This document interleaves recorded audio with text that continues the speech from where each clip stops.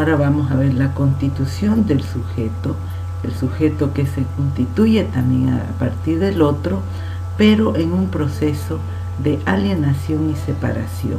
Entonces los conceptos que vamos a ver son alienación y separación, necesidad, demanda y deseo.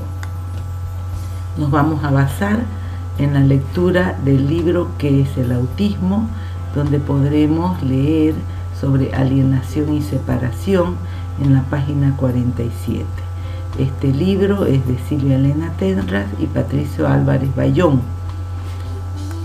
Otro libro que vamos a trabajar es también de Silvia Elena Tenras y se llama ¿De qué sufren los niños? Para trabajar la constitución del sujeto, ella describe también los términos de necesidad, demanda y deseo en la página 33 de dicho libro. Bien, entonces la constitución del sujeto es cómo se va formando la subjetividad. Al principio de la vida, cuando nace el bebé, es un ser viviente. ¿Por qué planteamos ser viviente? Porque aún todavía no es sujeto. El sujeto es algo que se forma, que se construye desde el momento de los inicios de la vida. Dice Lacan, al principio, este sujeto que nace, que todavía no es sujeto, es como un pedazo de carne. Al nacer es un ser viviente que se diferenciará del animal al introducirse al mundo humano. Lo humano, lo más humano que hay es el lenguaje del humano. Es un lenguaje que no está predeterminado por la biología como en el animal, porque el lenguaje necesitamos aprenderlo, necesitamos recibirlo desde afuera y poder construirlo para apoderarnos de él. En cambio, en el animal, el lenguaje ya está decidido en sus genes, o sea, ya es algo que viene determinado por su biología.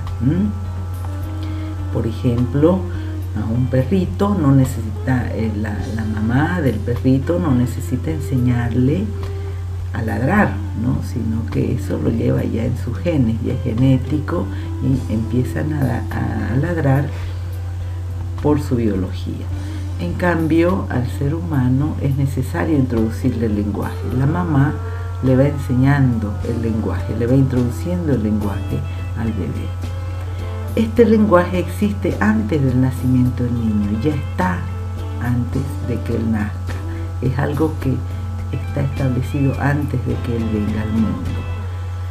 Es muy importante esto del lenguaje, lo de la palabra, y a mí me hace mucho recuerdo a una película que les recomiendo que la vean, La Tierra sin Mal. Es una película guaraní muy linda para conocer esta cultura nuestra, y hay una frase que cuando la escuché me la anoté, porque decía uno de los guaraní: la palabra es lo que somos, y cuando se extingue su aliento dejamos de ser. Somos la palabra entonces para los guaraní, y esto es lo que nosotros queremos recalcar: la importancia que le da el psicoanálisis a la palabra, al lenguaje, a esto que nos hace ser. Muy distinto a lo que vemos en el estadio del espejo, que el yo es más algo especular, es la imagen con la que nos mostramos. En cambio, la palabra es la que nos pone en el lugar de ser, que cuando se extingue, cuando no está más la palabra, cuando ya no existe la palabra, dejamos de ser, dice el guaraní. La subjetividad, entonces, esta constitución del sujeto, implica dos operaciones, este proceso de subjetivación. Una que es la alienación y otra que es la separación. La alienación lleva a la constitución del sujeto, constituye al sujeto, y la separación produce el deseo. ¿Qué quiere decir esto? Yo he utilizado las muñecas estas rusas que se ponen, se encastran una dentro de la otra para poder graficar de cierto modo esto de la constitución del sujeto. al nacer este ser viviente tiene que alienarse al otro primordial, que es la madre, para constituirse como sujeto. Necesita de este otro primordial, constituirse en él, en este otro primordial, para poder alienarse al lenguaje. Pero así como es necesaria la alienación, es necesaria también una separación, separarse de este otro primordial para poder producir su propio deseo. Entonces esto es lo que vamos a trabajar en primera instancia. Veremos primero la operación de la alienación. Entonces, del ser viviente surge el sujeto. ¿Qué hay antes de la alienación? El ser viviente, este organismo que nace. ¿A qué se tiene que alienar el ser viviente para que surja el sujeto? Al otro, este otro con mayúscula, ¿no? Que en definitiva es el lenguaje que es introducido por la madre o el sustituto. En el seminario 11, en la página 218, Lacan sostiene que el otro es el lugar donde se sitúa la cadena del significante que rige todo lo que del sujeto podrá hacerse presente. Es el campo de ese ser viviente donde el sujeto tiene que aparecer. ¿Qué es lo que quiere decir esto? Acá está graficado. Este otro, que tiene toda la cadena de significantes del lenguaje, esa cadena significante mínima sería el S1, el significante 1 enlazado a un significante 2, se refiere al bla bla, a las palabras, lo que hablamos, lo que vamos diciendo, vamos enlazando una palabra con otra, una oración con otra. Esto es lo que tiene este otro que ya está en el mundo del lenguaje. Y este ser, este organismo vacío del lenguaje, tiene que unirse a este otro para poder entrar en el lenguaje, ¿no? Ahí aparece el sujeto. Para poder seguir hablando de la operación de la alienación, vamos a detenernos un poco para entender qué es un significante y qué es un significado. Estamos hablando del lenguaje, de las palabras. Un significante puede ser una palabra o un conjunto de palabras. Un significante es un significado, es el sentido que se le da a esa palabra o conjunto de palabras. Cuando hablamos, una sola palabra no tendrá sentido si no es ligada a otra. Por eso, por ejemplo, vemos, si no conocemos una palabra, vamos al diccionario y ahí le encontramos el sentido. Pensemos en eso. No nacemos conociendo todos los sentidos de las palabras, vamos aprendiendo las palabras. Por ejemplo, si yo digo bebé, tendrá sentido bebé con la segunda palabra, lindo. Bebé será el significante 1 sin sentido y lindo es lo que va dándole las cualidades a este bebé, el sentido. Ese sería el significante 2. Cuando hablamos, entonces le vamos dando sentido a lo que decimos. Las palabras pueden tener muchos significados, muchos sentidos. Seguimos. Un significante también puede ser un objeto al cual se le da un sentido mediante el próximo significante, que puede ser un gesto, la forma de presentar el objeto. Por ejemplo, la mamadera, unida a lo que transmite la madre al ofrecérsela al bebé. La mamadera será este significante 1 sin sentido de por sí como objeto, ¿verdad? Pero unido a lo que la madre transmite a través de la mamadera, no solamente esto de darle la leche que nutre a ese organismo, ¿no? Que ya es un sentido que le transmite la madre, sino también todo esto que tiene que ver la postura de la madre, los gestos, el tono de voz, la forma de decir la palabra también cumple la función de significante 2, el sentido que se le da a este objeto que se está ofreciendo al bebé. Entonces, siguiendo con la operación de la alienación, el sujeto se inscribe en la cadena significante del otro a un primer significante que lo representa ante otro significante, y en esa mínima oposición de dos significantes ya está constituido el inicio del aparato del lenguaje que vendrá después. Esto está en el libro que es el autismo, en la página 48. ¿Qué quiere decir esto que hemos leído? Que este sujeto, mejor dicho, el ser viviente, se transformará en sujeto en la medida en que se inscribe a través del otro en el mundo del lenguaje, ¿verdad? En esa cadena básica de significantes, significante 1, significante 2, que se va inscribiendo en él, a través del otro, que lo graficamos con una A, ¿no? La A es el otro. También hay autores que de repente ponen la O, pero es más común que aparezca una A. La A quiere decir otro, que viene del francés. En francés, otro se dice autre en francés. Este sujeto se va formando por esto que se va introduciendo, por el lenguaje, los significantes que se van introduciendo en este ser viviente, a transformarse, por lo tanto, un sujeto dividido por el lenguaje. El sujeto dividido por el lenguaje se lo escenifica de esta manera. La S con una barra, quiere decir que está el sujeto barrado. ¿Barrado por qué? Por el lenguaje.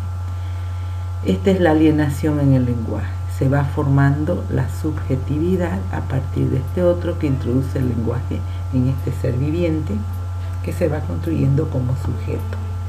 El bebé se va alienando a lo que el otro primordial, madre, le ofrece. ¿Cómo se realiza esta alienación? La vamos a describir. Al principio somos pura necesidad biológica, decíamos ser viviente, un pedazo de carne, como decía Lacan. Imaginemos el primer grito del recién nacido. El ser viviente grita ante la emergencia de la necesidad totalmente orgánica. El grito no simboliza nada, aún no hay símbolo en el bebé. Es un grito que proviene de lo real del organismo, pura necesidad biológica. Incluso Freud plantea que este primer grito es como un acto reflejo de este organismo, ¿no?, ante una necesidad puramente biológica. Ese ser viviente que aún no ha ingresado al mundo de lo simbólico, al mundo del lenguaje, ¿no?, al mundo del simbólico del ser humano, es pura biología. Ante el primer grito del recién nacido, la madre, bajo el supuesto de que pide algo, le da una significación a este grito y responde con significante. ¿Por qué se dice bajo el supuesto de que pide algo? Porque en realidad el bebé, el ser viviente que nace, cuando grita es un acto reflejo, como decía Freud, ¿no? Es un grito que viene del organismo, pero no está pidiendo algo. El pedido lo vive el otro desde afuera, en este caso este otro primordial, la madre, ¿no? Quiere tal cosa, ¿no? Entonces la madre le otorga algo para calmar ese grito, ¿no? Supongamos acá estamos viendo a esta madre que le otorga sus brazos, ¿verdad? Leamos esta cita que hace Silvia Tenra a partir de una lectura de Freud, y ella dice: en el proyecto de psicología para neurólogos, este es un trabajo de Freud de 1895, Freud presenta un esquema que rige la búsqueda del placer. A partir del llanto del bebé por una necesidad desconocida para el observador, y dado su desvalimiento inicial que le impide realizar el movimiento que elimine esa vivencia de displacer, interviene una acción específica exterior de un otro primordial que permite que se constituya la primera vivencia de satisfacción y posibilita que desaparezca esa necesidad indeterminada. Freud ya lo decía, si se dan cuenta ustedes, en esto que está citando Silvia Tenrlas,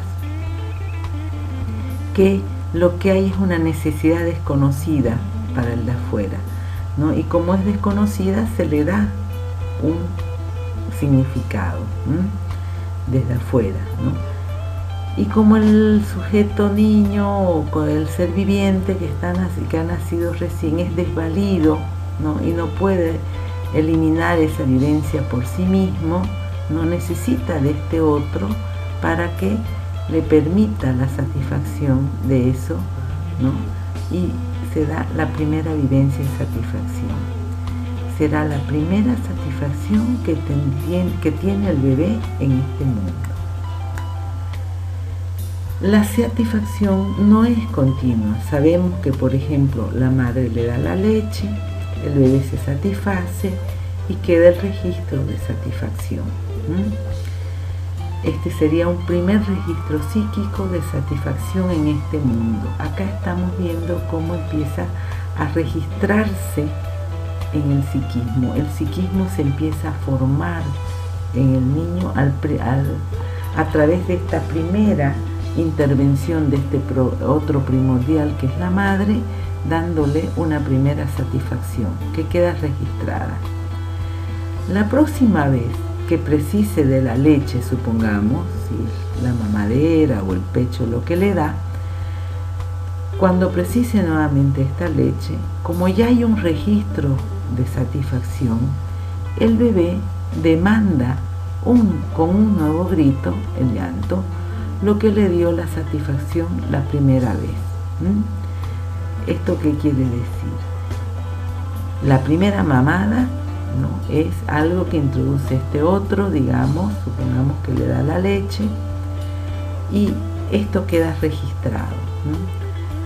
Pero luego cuando otra vez necesita de esa leche, porque su organismo se lo pide, ya no es solamente organismo el bebé, ya hay un registro de satisfacción, ya hay un registro psíquico de algo que recibió del mundo de afuera. Entonces ya demanda. Este grito, este llanto ya no será el mismo. Y poco a poco, si ustedes observan a un bebé, el llanto cada vez más se va especializando. Tal es así que ya un bebé, incluso de 2, 3 meses, la mamá puede llegar a distinguir los tipos de llanto. No es hambre lo que tiene, parece que le duele algo, dice, porque ya los llantos van teniendo un sentido de demanda, ¿no? De pedido para la madre, no es como el primer grito. Pero la satisfacción de la necesidad biológica no vino sola, sino con un sentido. Recordemos lo que les decía antes, ¿no?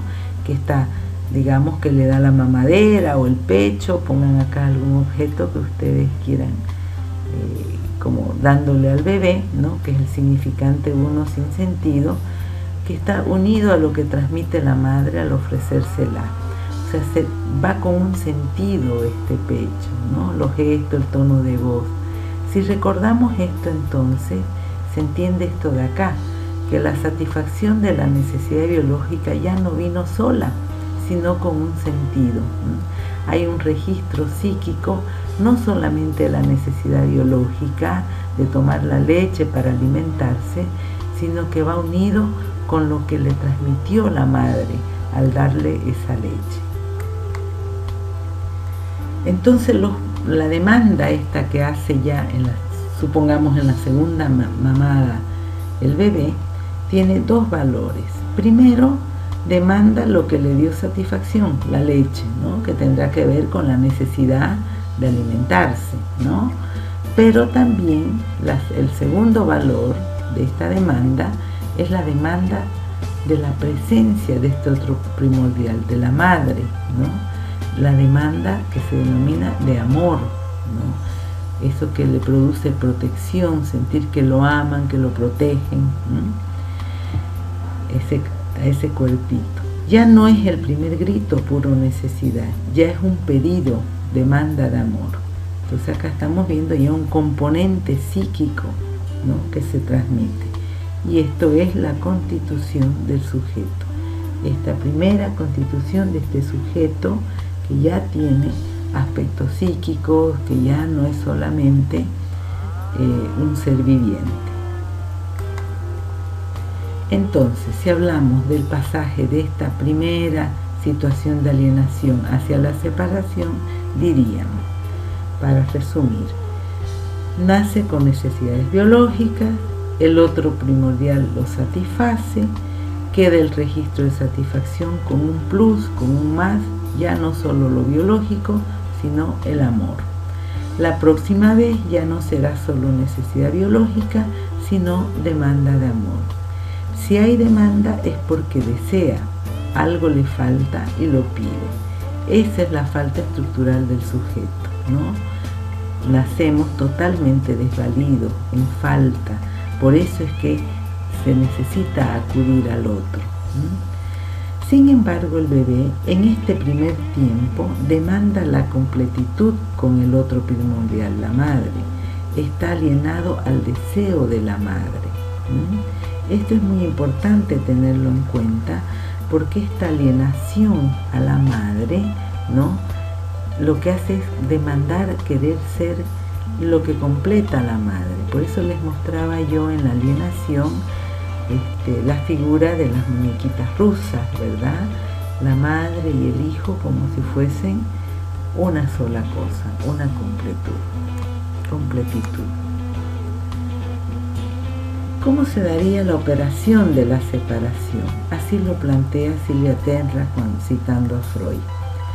A partir entonces, frente a la emergencia de un estímulo, el niño espera la reaparición de su objeto primario de satisfacción que permita apaciguarlo. Pero entre la satisfacción obtenida y la anhelada existe siempre una diferencia que se denomina deseo. Ante el displacer, el aparato psíquico pone en marcha el deseo. Así, paradójicamente, Freud indica en la interpretación de los sueños que el principio del displacer moviliza al deseo. Junto a esta impronta de goce dada por el objeto primordialmente perdido, se produce una inscripción significante que traza el sendero de la repetición. ¿Qué quiere decir esto? Que ante esa emergencia del estímulo que el niño espera a la reaparición de su objeto primario de satisfacción, acordémonos que decíamos que reaparezca otra vez lo que le dio ya una satisfacción, ya hay un registro, ¿no?, y que pueda él calmarse, ¿no?, entre la satisfacción que ha obtenido, ¿no?, y la que anhelaba por el registro que ya tenía de una primera satisfacción, siempre va a haber una diferencia, ¿no? Y eso es lo que se denomina deseo. Quiere decir que el deseo es algo que nunca se va a poder completar, nunca se va a poder satisfacer todo, ¿no? La primera mamada, que es lo que se anhela, no va a poder ser satisfecha o llegada a colmar como en esa primera vez con la segunda mamada.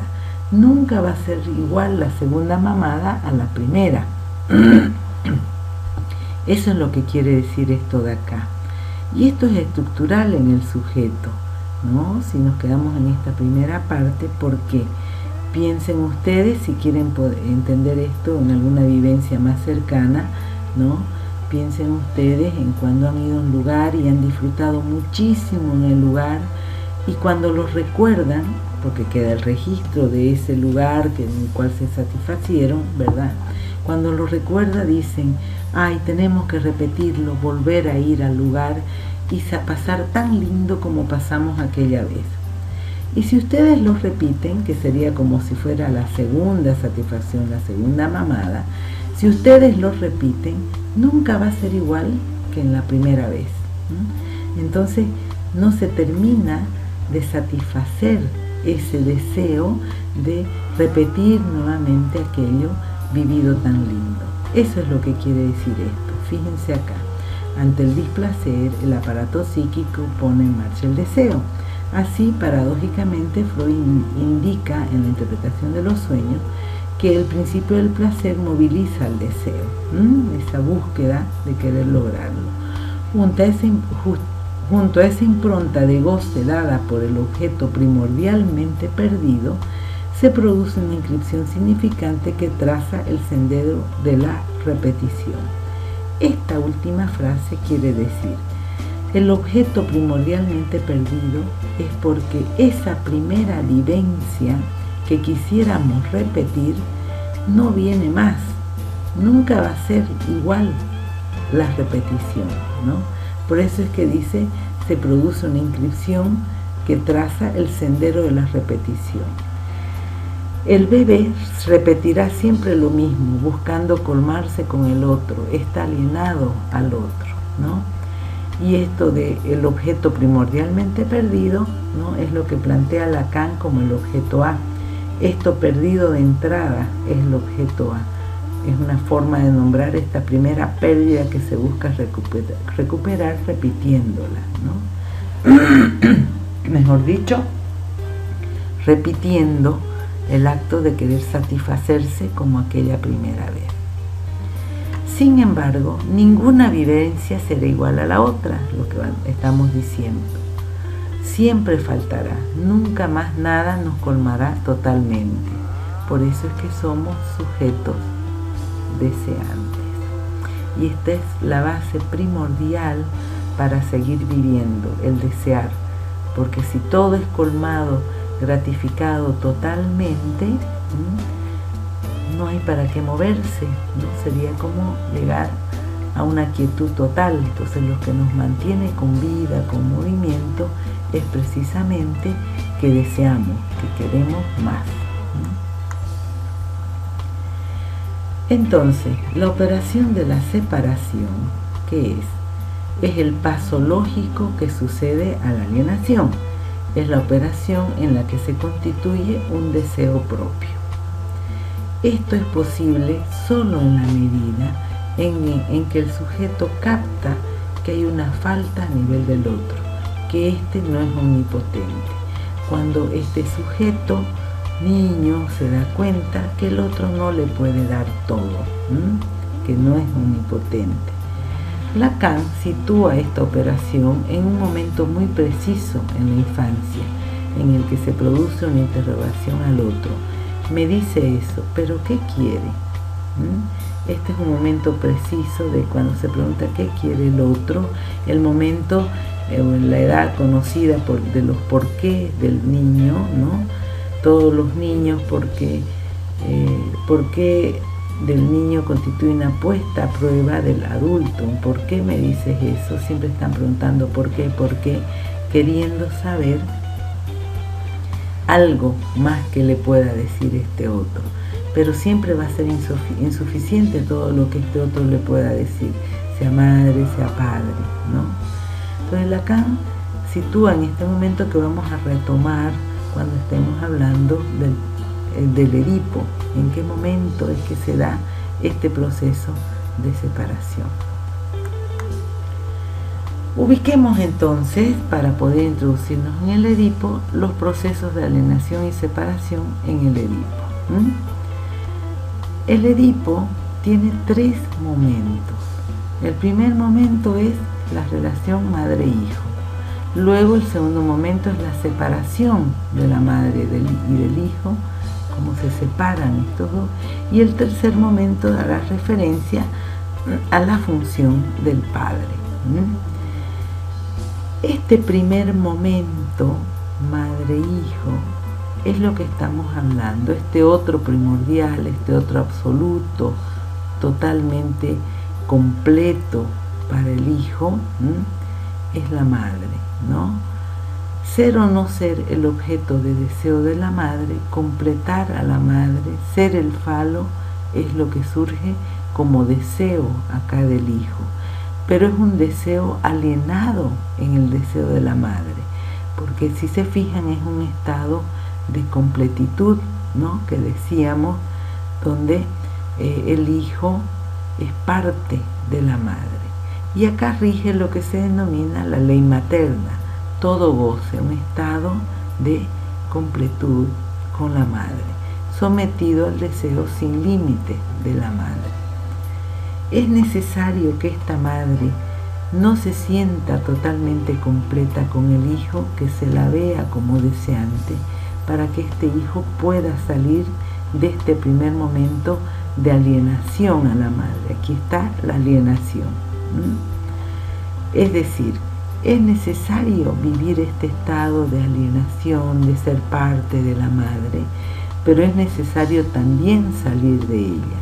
Y lo que permite salir de ella es que el hijo empieza a darse cuenta que esta madre no lo tiene todo para él, o que en todo caso esta madre no se siente completa con él porque desea otras cosas.